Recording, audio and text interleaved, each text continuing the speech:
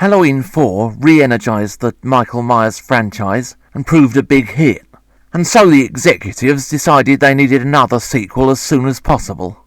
Remember when Michael Myers was shot about 50 times and fell into a mine shaft? Well, he's better now. Apparently he's spent the last year asleep in what seems to be some kind of underground smuggler's cove. By the way, have you noticed how he seems to have a selection of masks? He wakes up on Halloween and immediately makes his way back to his favourite haunt.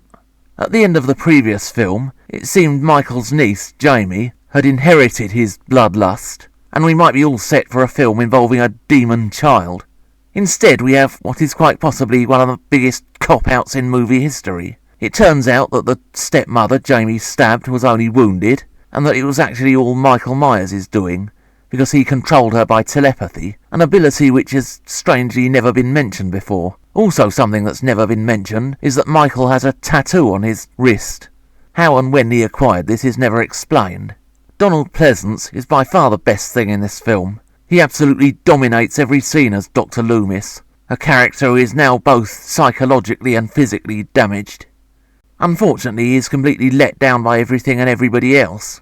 Jamie's stepsister Rachel, in the previous film, proved to be a capable and strong character. In this movie, she is reduced to eye candy. She is simply there to go around with hardly anything on, and then get murdered.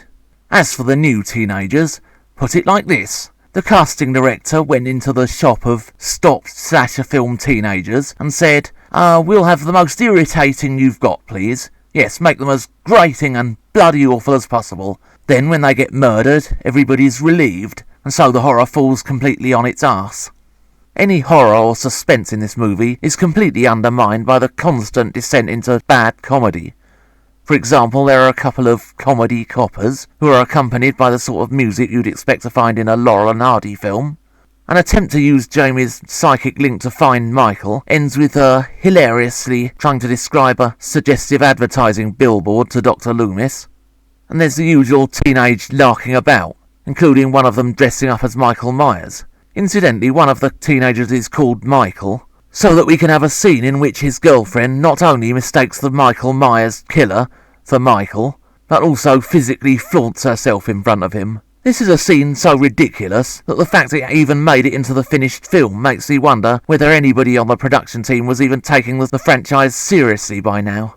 Later on in the film, we have various appearances by a man in black. We know he's a villain the minute we see him, because he kicks a dog, frightens a little boy, and wears pointy, baddie shoes.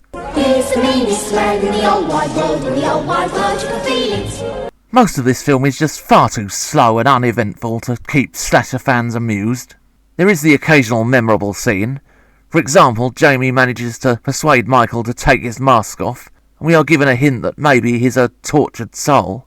But this scene goes absolutely nowhere, and a few seconds later he's back to trying to kill her again. The ending is unresolved, and is quite obviously setting up another sequel. The fact that this movie was rushed out is all too obvious. It's a mess of half-finished scripts and underdeveloped ideas.